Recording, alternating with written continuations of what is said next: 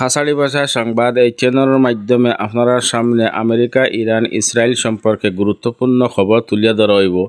আপনারা এই চ্যানেলটা সাবস্ক্রাইব করবা এবং ভিডিওটা লাইক শেয়ার করবা। তো আজকের গুরুত্বপূর্ণ খবর হইল গিয়া আমেরিকার স্টেট ডিপার্টমেন্টর মুখপাত্র এলিজাবেথ স্টিকনি জানাইছেন দক্ষিণ গাজা উপত্যকার রাফাত ইসরায়েলের সামরিক অভিযান চালানি গুরুত্বপূর্ণ ভুল এবং মানুষের জীবনটা বিপজ্জনক হইয়া দাঁড়াইব। আমেরিকার প্রেসিডেন্ট জো বাইডেনে ইসরায়েলে অনুমতি দিছেন যে ইরানে ইসরায়েলের উপরে হামলা করার কারণে তার পরিবর্তে ইসরায়েলে দক্ষিণ গাজা উপত্যকার রাফাত অভিযান চালাইতো।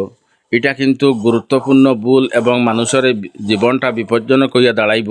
এলিজাবেথ স্টিকনিরে প্রশ্ন করা হয়েছিল, তাই প্রশ্নের উত্তরে বিশ্বর সংবাদ সংস্থারে তাই জানাইছেন যে ইসরায়েলে যদি রাফাত হামলা করে তাহলে এটা গুরুত্বপূর্ণ ভুল হইব এবং মানুষের জীবনটা বিপজ্জনক হইয়া দাঁড়াইব আর আমেরিকার অনেক ক্ষতি হইব। আর একটা বিশেষ খবর হইল ইরানের পক্ষ থেকে জানানি হয়েছে, কারণ অনেক দিন থেকে ইসরায়েলে কইয়ার ইরানের গুরুত্বপূর্ণ স্থানও হামলা করতো। তো ইরানে প্রকাশ্যভাবে জানাইয়া দিছে যদি ইসরায়েলে ইরানের গুরুত্বপূর্ণ স্থানও হামলা করে তাহলে ইরানে ওলা বদলা লইব, ওলা প্রতিশোধ লইব, যে সারা জীবন দুনিয়ার মানুষে ইয়াদ করব।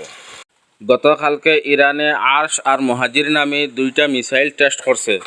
আর ইব্রাহিম রাইসিয়ে কইছেন যে আমরা জবরদস্ত মিসাইল রেডি করে রাখছি, যদি ইসরায়েলে ইরানের উপরে হামলা করিয়া থাকছে তাহলে আমরা দেশ বইয়া ওলা মিসাইল আমরা নিক্ষেপ করমু, যে ইসরায়েলে একদম ধ্বংস হয়ে যাব।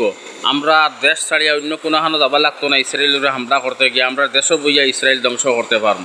আর একটা গুরুত্বপূর্ণ খবর হইল যে ইসরায়েলের মিডিয়ার পক্ষ থাকিয়া প্রকাশ হয়েছে যে ইসরায়েলে গতকালকে ইরানের ইস্পাহান শহরও মিসাইল নিক্ষেপ করছে। কারণ ইস্পাহান হইয়া তাহলে নিউক্লিয়ার প্রোগ্রামের স্থান, এই স্থানও ইসরায়েলে মিসাইল নিক্ষেপ করছে। যে কতটুকু ক্ষয়ক্ষতি হয়েছে এটা আবার জানা গেছে না, বা হামলা করাটা সত্য কি মিথ্যা এটারও আবার প্রমাণ হয়েছে না, এটা ইসরায়েলের পক্ষ থেকে প্রকাশ করা হয়েছে।